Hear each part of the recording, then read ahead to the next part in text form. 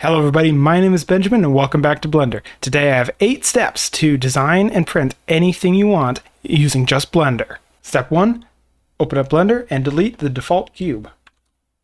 Step 2, go into the Scene tab, go to the units and change them to the correct ones. I'm using inch calipers. Step 3, rename the scene collection and add one for the parts you're making. Step 4, save. Step 5, make the part you want to print. Done. Step 4, save again. Step 6, export STL.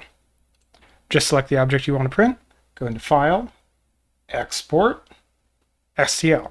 Or you can do what I did and add that as a hotkey, Control E to export. Step 7, check scale and selection. Selection only, scale 1000. This corrects for Blender units and make sure you don't get all of these other shapes printing. Step number 8, print. Bonus step, part works. Thanks for watching.